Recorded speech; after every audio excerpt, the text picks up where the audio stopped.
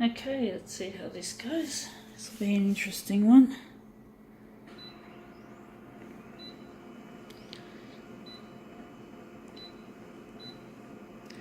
I wonder how big we're going to make this one.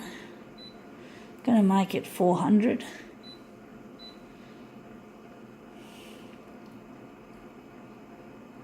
Maybe some background removal, but not too much. Oh, fuck off. I don't want that. Damn, this user interface is a pain. It's Konica Minolta, of course. They're the designers and the manufacturers of this kit. Okay.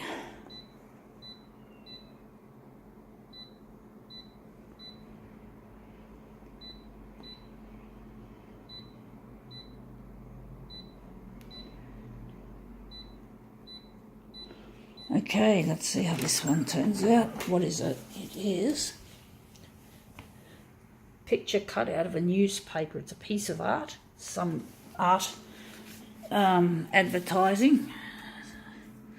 Interesting. We'll see how this turns out, being remade into something a little bit more interesting. So let's see how we go. It's going to be full of, there's going to be huge amounts of half-tone dots.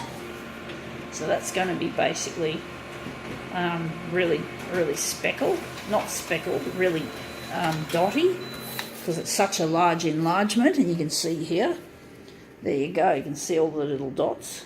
Now we just have to make it a bit bigger, horizontally in particular, because it's a bit, how should I put it, a bit small along the, yeah, so that's our original. So I'm wondering if we're just going to enlarge it a little bit on the horizontal primarily and make this into a nice mirror image. So we're going to just switch to copied paper. So this is a tricky, and we're just going to overlap this sides. We're not going to bother making this fit the page from the original piece that I used from the newspaper. I just thought I'd make it just 400%. So now we're just going to the manual here, and the horizontal is going to be much larger, so it's going to be 117, I think, or maybe 117. And for the vertical, it's going to be just a fill-in, 104. Okay, let's see how this looks. We're just going to check our other settings. So let's see how we go with this master copy. Maybe a little bit darker. Actually, we're going to just stick it straight in the middle. And let's see how it goes. I wonder if we're going to remove the background removal now. We don't want to take out too much of it, or maybe we're just going to leave it as is. Make this fairly no frills, so as to speak, the settings. Let's see how this looks.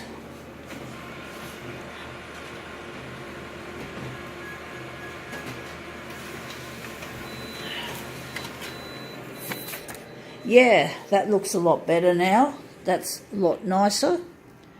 And I'm wondering where the centre's going to be. If that's going to be the actual centre, the black area, or nearly black, the dark area.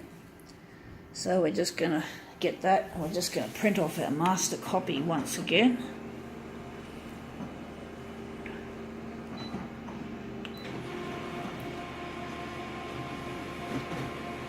Okay, let's see how this goes. So that's that.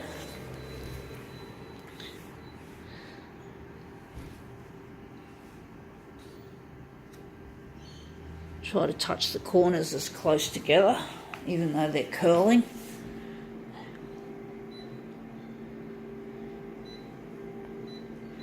And just print off the two mirror images.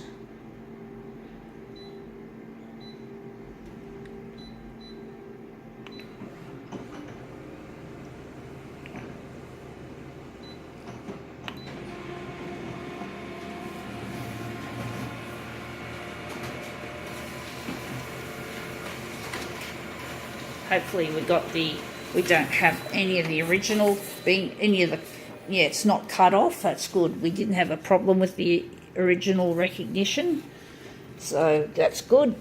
Good to see that. And now it's time to somehow arrange these pictures nicely. I can see two bright big dots or big speckles that I can use as a guide to pushing the pieces together. And we just got those ones there. Looks like the curling's a little bit too much. It's annoying. So I'm just trying to just twist that around just a little bit. So it's a little bit wonky. Sorry, folks. That one's out of place big time. So this is what happens, it seems, when the corners don't touch, when we don't get the corners touching in the first place. This kind of shit often happens. Thinking this is not easy to line these up, but I think now I still got this curling just under there and that one's sticking out, so it's not the greatest composition. I mean, should I say presentation? Sorry, folks, but I think just still can't get this one to stop being underneath that one. It's just so annoying, folks. Don't know why this paper has been curling today like this on this original. It's not that solid. I think that looks a bit better, even though it's still not likeable as the way I want it, but I think we can call it quits.